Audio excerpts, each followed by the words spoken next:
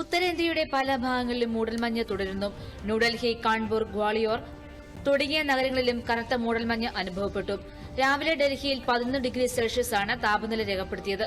മൂടൽമഞ്ഞിനെ തുടർന്ന് നിരവധി ട്രെയിനുകൾ വൈകി. ഡൽഹി ഇന്റർനാഷണൽ എയർപോർട്ട് ലിമിറ്റഡിന്റെ നേതൃത്വത്തിൽ സമഗ്ര നവീകരണ പദ്ധതിയുടെ ഭാഗമായാണ് അടച്ചുപൂട്ടൽ. ടെർമിനലിനെ നവീകരിക്കാനും വരും വർഷങ്ങളിൽ വിമാനയാത്രയുടെ വർദ്ധിച്ചുവരുന്ന ആവശ്യങ്ങൾ നിറവേറ്റുന്നത് ഉറപ്പാക്കാനുമാണ് നവീകരണ പ്രവർത്തനമെന്ന് അധികൃതർ വ്യക്തമാക്കി. പരിസ്ഥിതി സൌഹൃദ ഇടപെടലുകളിലൂടെ വൃത്തിയും സുരക്ഷയും ഉറപ്പാക്കിയതിന് കണ്ണൂർ അഴീക്കോട് ഗ്രാമപഞ്ചായത്തിലെ ചാൽ ബീച്ചിന് അന്താരാഷ്ട്ര അംഗീകാരമായ ബ്ലൂ ഫ്ളാഗ് പദവി. രാജ്യത്തെ 13 ബീച്ചുകൾക്കാണ് ഈ വർഷം ബ്ലൂ ഫ്ളാഗ് ലഭിച്ചത്.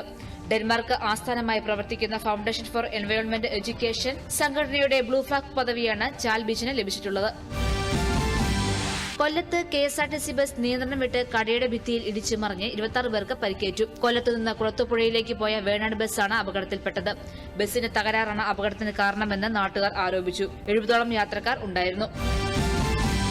കുടുംബശ്രീയുടെ 6ാമത് സംസ്ഥാനതല ബഡ്സ് കലോത്സവം തില്ലാനിയുടെ അരങ്ങിൽ 47 പോയിന്റ് നേടി വയനാട് ജില്ല 2ാം തവണയും ചാമ്പ്യന്മാരായി. 27 പോയിന്റുമായി തൃശൂർ ജില്ല 2ാം സ്ഥാനവും 25 പോയിന്റുമായി തിരുവനന്തപുരം ജില്ല 3ാം സ്ഥാനവും നേടി.